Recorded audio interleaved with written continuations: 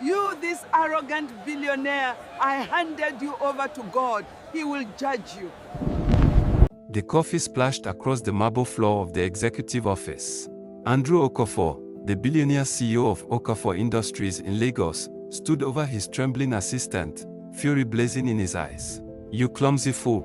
This suit cost more than your yearly salary." Thomas, a young man of 25 who'd worked there for 3 years, knelt to clean the spill with shaking hands. "Sir, I'm so sorry. Someone bumped me in the hallway and I don't want excuses. You're incompetent. Useless." Andrew kicked the coffee cup, sending it skittering across the floor. "Do you know how many people would kill for your position? Sir, please, it was an accident. Everything with you is an accident. Last week you were late to a meeting. Yesterday you filed reports in the wrong order. Now you're destroying my property." Thomas looked up with pleading eyes. "Mr. Okafor, I've been working extra hours. My mother is sick and your personal problems are not my concern." Andrew's voice boomed. "You're fired.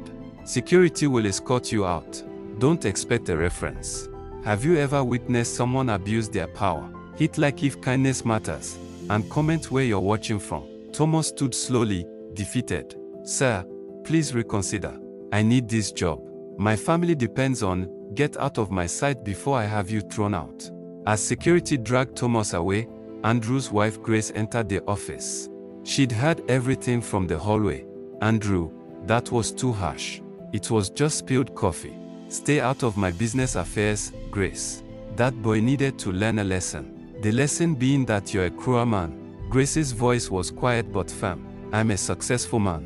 There's a difference." But Grace shook her head sadly and left.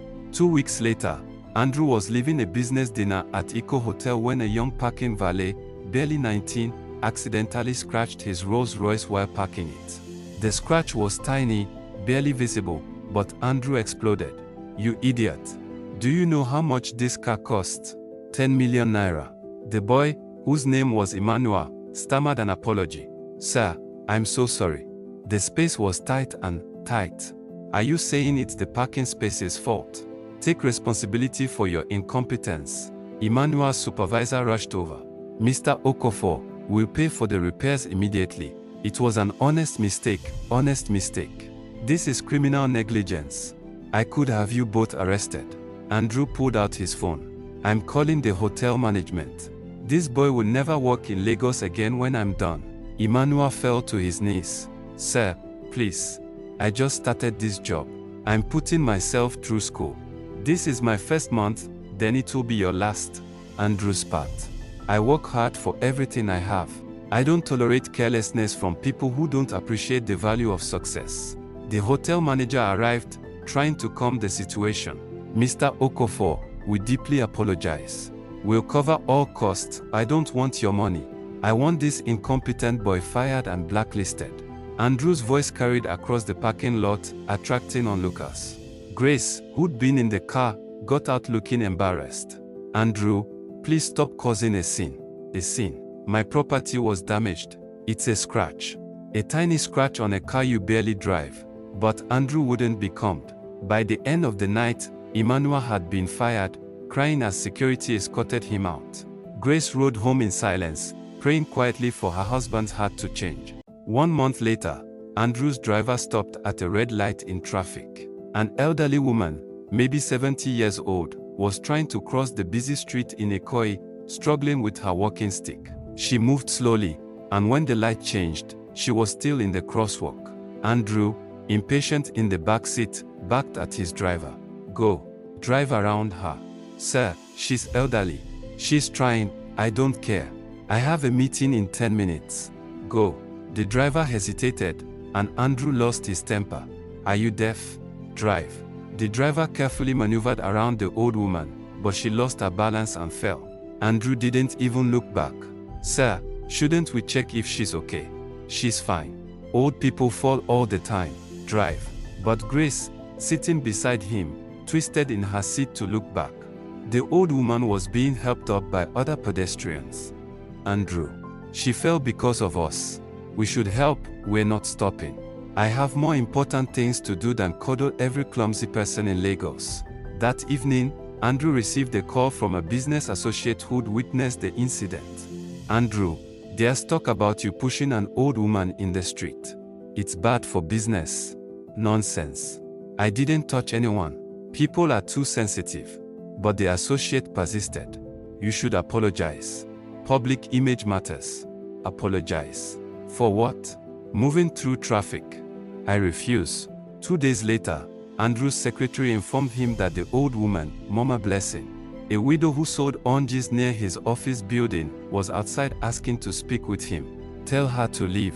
I don't have time for beggars. But Mama Blessing waited all day. Finally, as Andrew was leaving for home, she approached him at the entrance.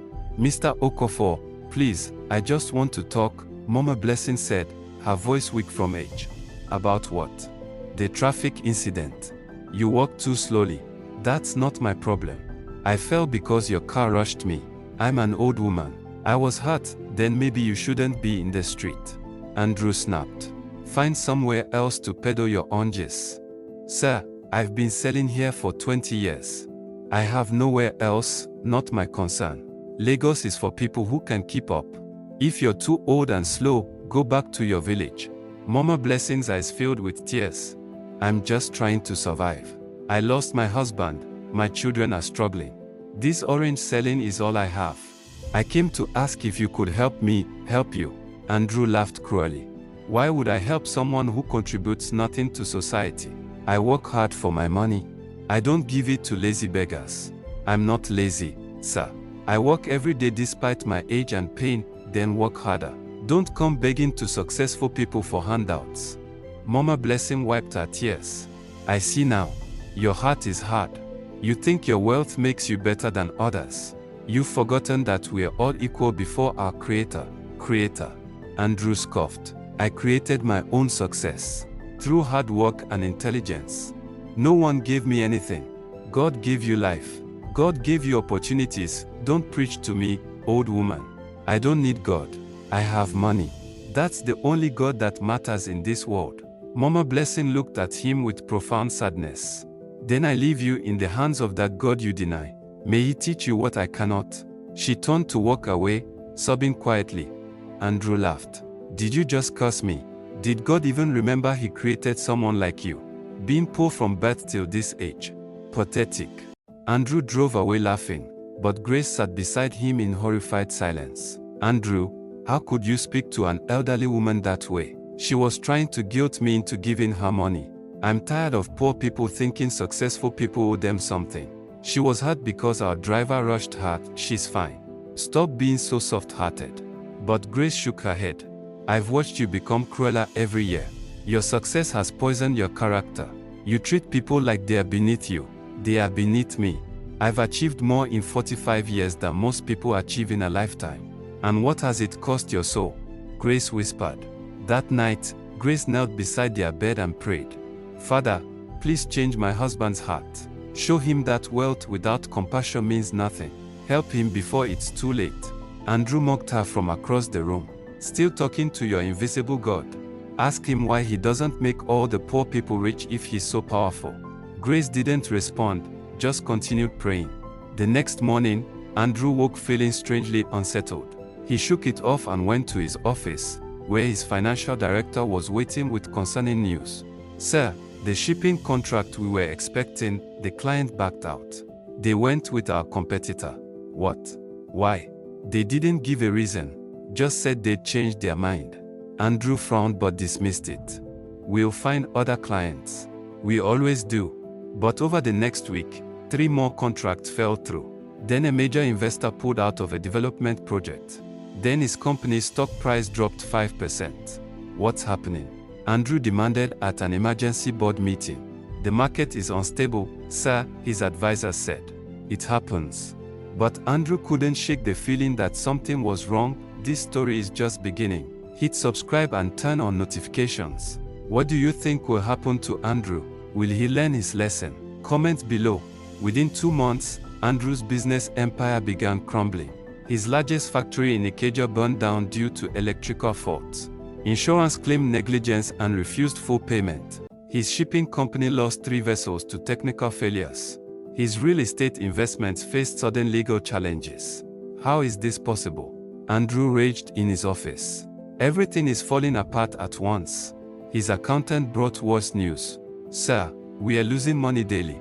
At this rate, we'll be bankrupt within 6 months. Bankrupt. I'm a billionaire. You were a billionaire. Now you're worth maybe 50 million and dropping fast. Andrew refused to believe it. But Grace watched him unraveling and prayed harder.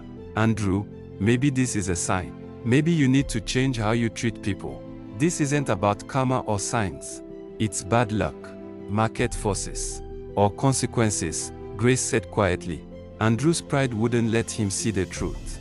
He fired more employees, blamed everyone but himself, and grew more bitter daily. One evening, Grace suggested something radical. Andrew, maybe you should pray. Ask for guidance. Pray to what? Some invisible force that lets good people suffer while protecting nobody. Just try.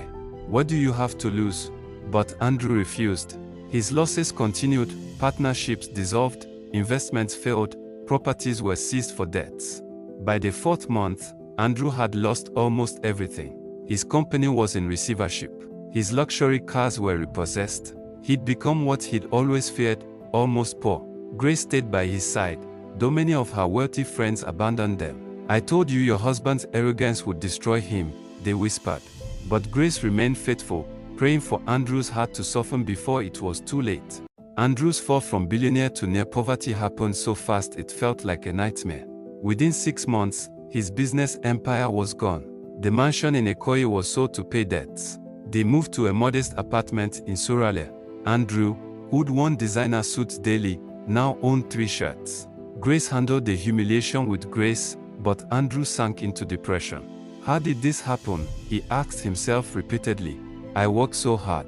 One morning, Grace found him staring at nothing. Andrew, we need to talk about how we'll survive. I can find work, my wife working while I sit at home. Never. Then what's your plan? Andrew had no answer. His pride had kept him from accepting help, and now even help wasn't offered. Friends who'd praised him when he was rich now avoided his calls. That evening, Grace tried again. Andrew, maybe it's time to pray, to seek guidance from something greater than ourselves. You keep saying that. Pray to what? A God who let me lose everything. Maybe he's trying to teach you something. Teach me what? That hard work means nothing. That success is just luck. That wealth without humility means nothing. Grace's words stung because they were true. But Andrew still wasn't ready to hear them. Days passed. Andrew started having strange dreams, vivid nightmares where he saw the faces of people he'd mistreated. Thomas, the assistant he'd fired over spilled coffee. Emmanuel, the valet whose life he'd ruined. And most haunting, Mama Blessing, the old woman he'd mocked. In every dream, the eyes accused him. Is this my fault? He'd wake up asking. But his pride answered, no, bad luck, nothing more. One morning, Andrew woke from a particularly vivid dream. He'd seen Mama Blessing clearly, standing in front of his office building, her face sad as she spoke words he couldn't hear. Grace, I had the strangest dream. That old woman, the one from months ago, the one you mocked and insulted. Yes, her. She was in my dream. Grace sat up. Maybe that's a sign. Maybe you need to apologize to her. Apologize. I don't even know where she is. She sold oranges near your old office. She might still be there. Andrew dismissed it. But that morning, he received a call from a lawyer. Mr. Okafor, someone is contesting ownership of your land in Ape. They claim you fraudulently acquired it. What? I bought that land legally 10 years ago. I have documents. They are claiming their family owned it first. There's a court hearing next week. The Ape land was Andrew's last valuable asset. If he lost it, he'd have nothing. I'm going there today, Andrew told Grace. I need to speak with the local chief and settle this. Grace insisted on coming with him. They took public transport, a humbling experience for Andrew who'd once traveled only by private car. In Ape, they headed to the local chief's palace. On the road, Andrew saw a familiar figure. An old woman with a walking stick, selling oranges from a small basket. Mama Blessing. Andrew stopped walking. Their eyes met. The old woman showed no recognition or anger, just quiet sadness. That's her, Andrew whispered to Grace. That's the woman from my dream. Grace touched his arm. Then maybe this is your chance. Go talk to her. Andrew's pride fought against it. But something, fear of losing everything, or perhaps genuine remorse, pushed him forward. Andrew approached Mama Blessing slowly. She looked up, recognized him, and her expression didn't change. Mama Blessing, Andrew said, his voice uncertain. I need to talk to you. About what, Mr. Okafor? Her voice was neutral. About what I said to you months ago. When you fell because of my car, and when you came to see me, you said many cruel things. Which ones specifically? The question wasn't mocking, just honest. Andrew felt shame for the first time in years. All of them. I was wrong, terribly wrong. I treated you like you were beneath me, because I'm poor and you were rich. Yes, and I'm sorry. Mama Blessing studied him. Why are you apologizing now? Because you've lost your wealth? Because you need something from me? Andrew wanted to lie, but couldn't. Both. I've lost everything. My business, my money, my pride. And today I learned someone is trying to take my last piece of land. Then I saw you in a dream last night, and now here you are. So you think I cursed you, did you? Andrew asked desperately. Mama Blessing smiled sadly. I don't have power to curse anyone, but I did pray that God would humble you, teach you what I couldn't. It seems he answered. Can you undo it? The prayer. It doesn't work that way. Besides, has your suffering taught you anything? Andrew was quiet. Had it? Grace, standing nearby, watched her husband wrestle with truth. It's teaching me, Andrew said slowly, that I was wrong. About everything. About thinking my success made me better than others. About treating people cruelly. Go on, Mama Blessing encouraged gently. Andrew fell to his knees, shocking himself. I'm sorry. Truly sorry. Not just for what I did to you, but for who I became. Tears streamed down Andrew's face as he knelt before Mama Blessing. Grace cried quietly, seeing her husband's heart finally breaking open. I mocked you, Andrew continued. I laughed at your poverty and your faith. I was cruel to you and countless others. I thought my wealth proved I was better, but losing it has shown me I was just a proud, hard man. Mama Blessing placed her weathered hand on Andrew's head. Do you understand now that all blessings come from above? That wealth can be given and taken away. That how we treat the least among us matters most. Yes, Andrew sobbed. Yes, I understand now. And will you change? Not just because you want your wealth back, but because you genuinely see your wrongs. I want to change. I need to change. I've been terrible. My wife has been praying for me for years, and I mocked her faith too. Mama Blessing helped him stand. Then I forgive you, and I'll pray for you, not for wealth to return, but for you to become the man you were meant to be. Remember what I'm telling you now, whoever has mercy on others will receive mercy from above. Be kind, be humble, stay grateful. Andrew hugged the old woman, weeping like a child. Thank you for forgiving me when I don't deserve it. After leaving Mama Blessing, Andrew and Grace went to the chief's palace. The meeting about his land went surprisingly well. When Andrew showed his legitimate documents, the false claimant's case fell apart. The chief ruled in Andrew's favor. Your land is secure, the chief said. Thank you, Andrew replied humbly, so different from his old arrogant self. On the way home, Grace held his hand. I'm proud of you. That took courage. After meeting Mama Blessing, Andrew felt lighter despite still being nearly broke. He sold his ape land for 20 million naira, enough to survive but nothing like his former billions. Grace noticed the change in him immediately. You're different, less angry. I've been terrible for years. I'm ashamed of who I was. That week, Andrew did something he'd never done. He looked for honest work. His pride had died, replaced by humility. A former business associate offered him a manager position at a modest salary. The old Andrew would have been insulted. The new Andrew accepted gratefully. Thank you for this opportunity. I won't let you down. He started praying daily, something Grace had begged him to do for years. Not elaborate prayers, just honest conversations asking for guidance and forgiveness. Help me be better. Help me treat people with kindness. Slowly, Andrew began apologizing to people he'd wronged. He found Thomas, the assistant he'd fired over spilled coffee, working at a small shop. Thomas, I'm sorry for how I treated you. You didn't deserve that cruelty. Thomas was shocked. Mr. Okafor, I don't know what to say. You don't have to say anything. I just needed you to know I was wrong. Similar visits followed, to Emmanuel de Valle, to former employees he'd mistreated, to business partners he'd cheated. Not everyone forgave him. Some doors were slammed in his face. But Andrew accepted it. I deserve their anger, he told Grace. I just hope they find peace. Grace watched her husband transform and felt her prayers being answered. The man she'd married 20 years ago was finally returning, humble, kind, grateful. I'm proud of you, she told him one evening. This version of you is worth more than all the billions. Andrew's new job was humbling. He who'd once commanded hundreds now managed a small team of 12. His salary was modest, barely enough to cover rent and food. But he worked hard, treated people kindly, and slowly earned respect. His boss noticed the change. You're different from what I expected. Humble, hardworking. I learned some hard lessons recently. Almost losing everything taught me what matters. At home, Andrew and Grace lived simply. No servants, no luxury cars, no designer clothes. They cooked together, cleaned together, laughed together in ways they hadn't in years. Are you happy? Grace asked one evening. Happier than I was when I was rich, Andrew admitted.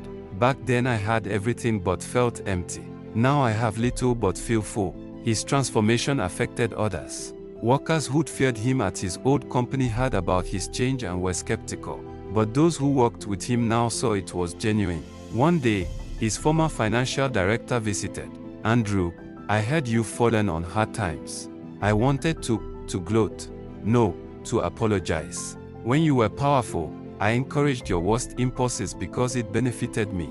I should have been honest with you. Andrew smiled. We all have regrets. The question is what we do with them. That weekend, Andrew went to find Mama Blessing again. He brought her groceries and a small gift. Mama, I wanted to thank you properly. You changed my life.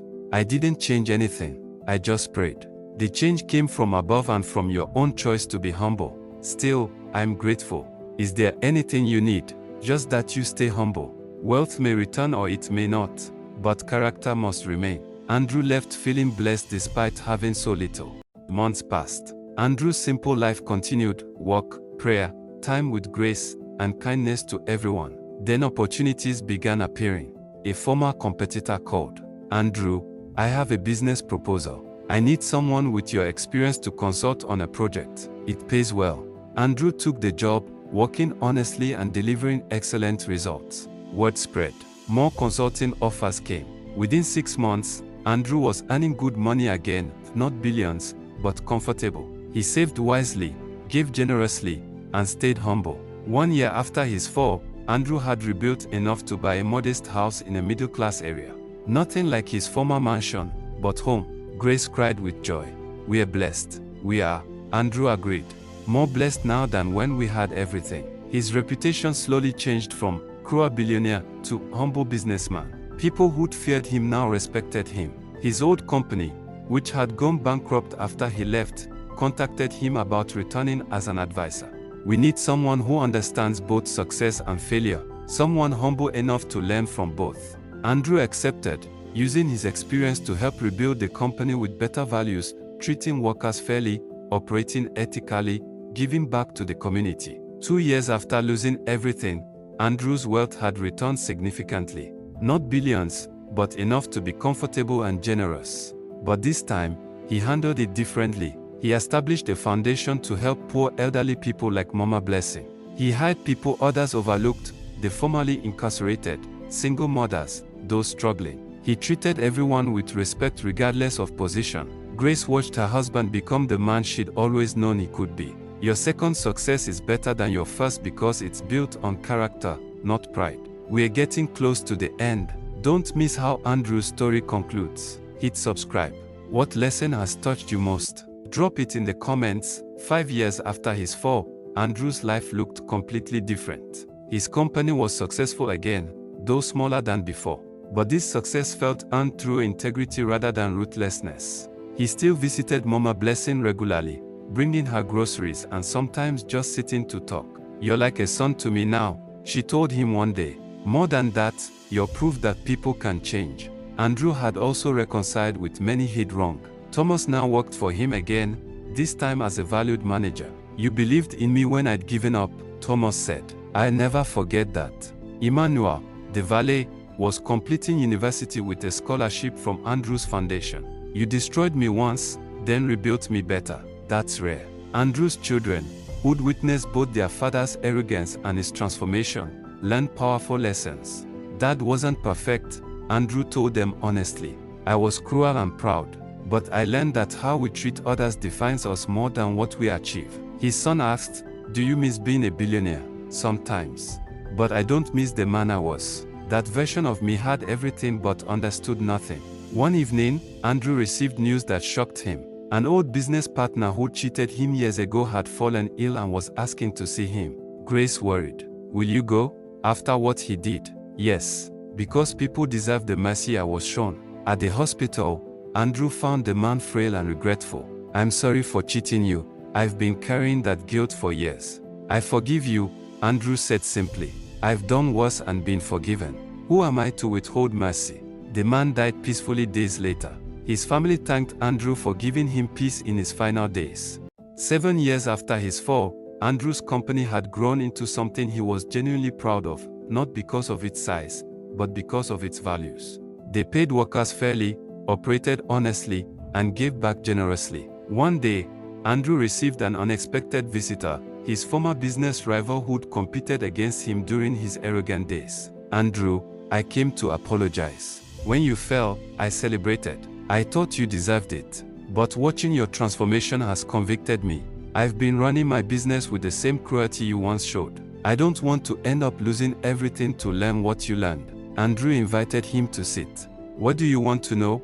How did you change? How did you become humble?" "I didn't choose humility willingly. It was forced on me through loss. But once I accepted it, I found it brought more peace than all my billions ever did. Start by treating people as you want to be treated. See everyone as valuable, not just those who benefit you." The conversation lasted hours.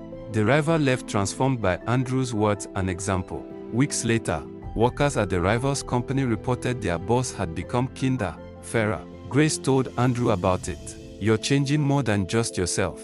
You're influencing others." That's what Mama Blessing taught me, that one transformed person can create ripples of change. Andrew's foundation had grown too, helping hundreds of elderly people, funding education for poor youth, supporting small businesses. But Andrew stayed humble, never boasting, always attributing his success to lessons learned through failure. "My first fortune I built on pride," he often said. "My second fortune I'm building on principles. Only one of those last." 10 years after his fall, Andrew's transformation was complete and recognized across Lagos. His company was thriving, but more importantly, his reputation had changed from feared to respected. One morning, Andrew received an award, Business Leader with Heart, for his ethical practices and community giving.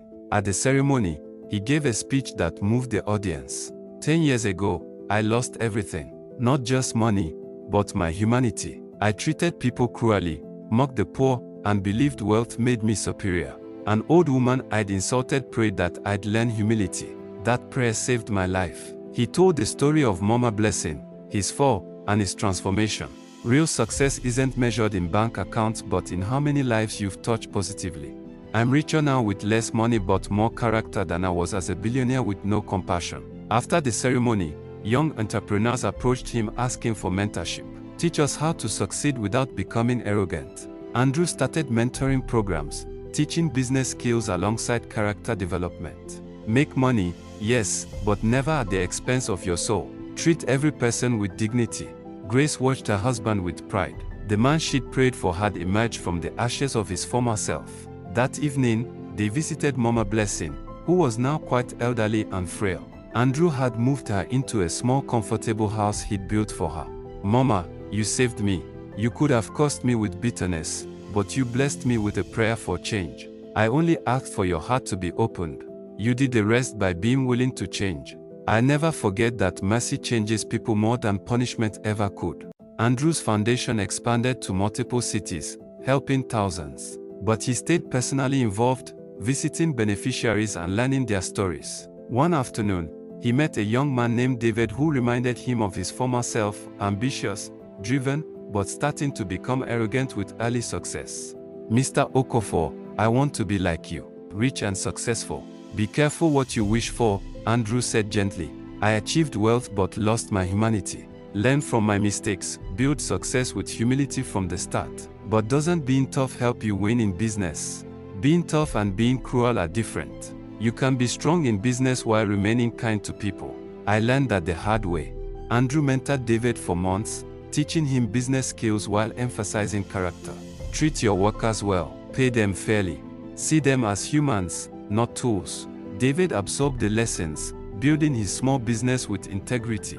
Years later, he'd credit Andrew with saving him from becoming a monster.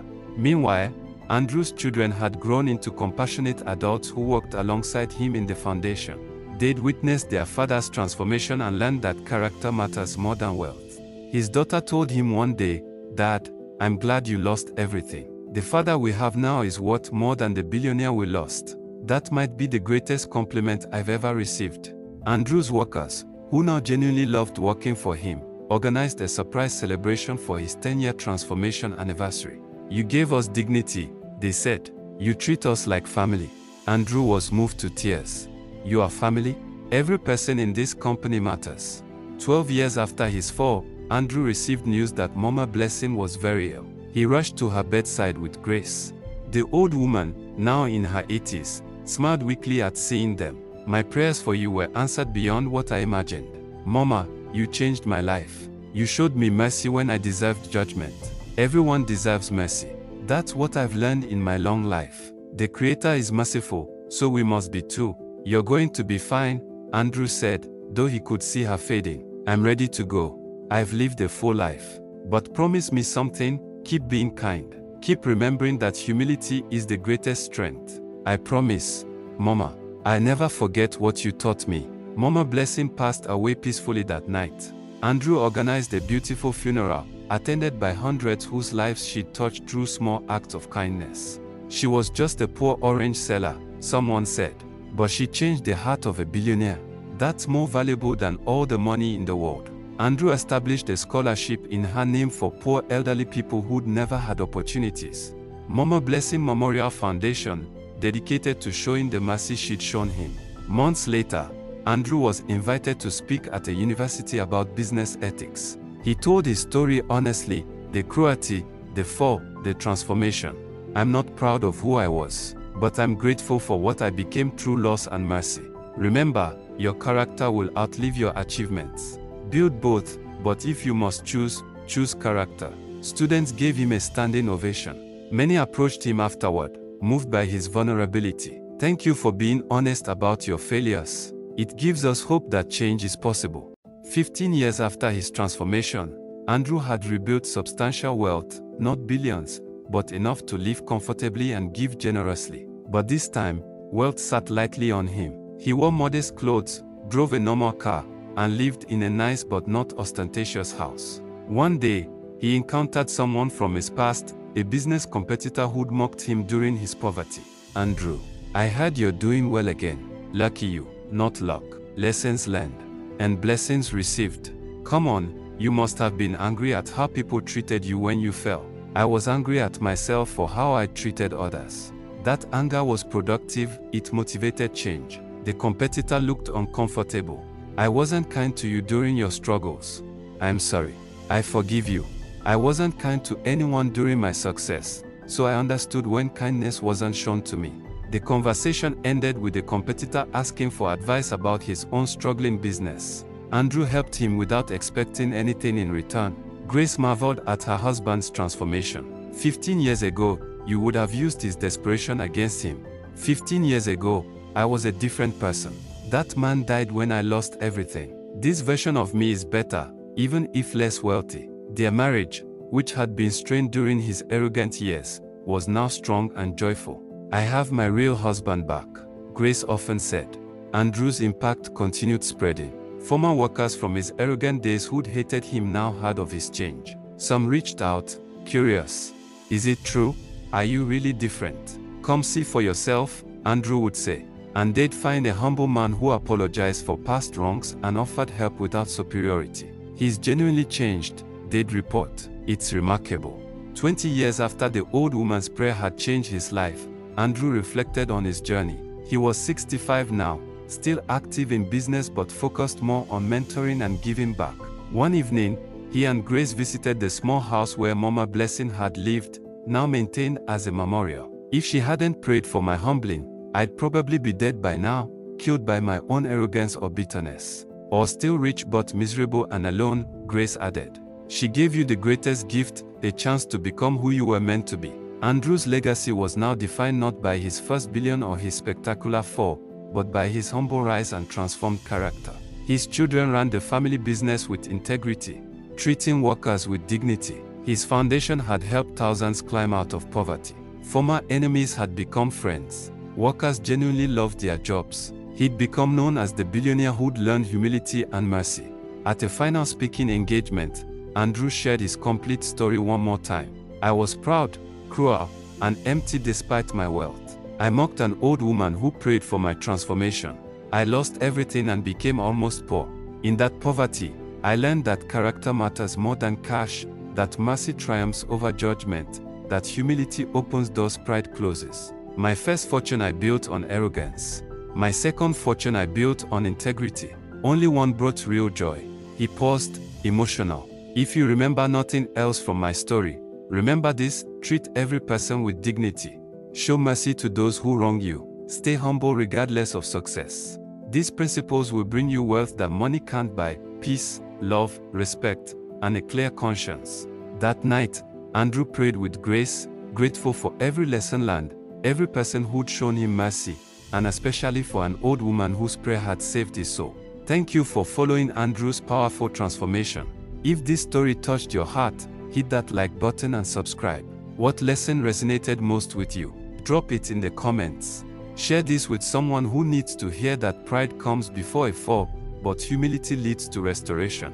Remember, true wealth is measured not by what you have, but by who you've become and how you've treated others.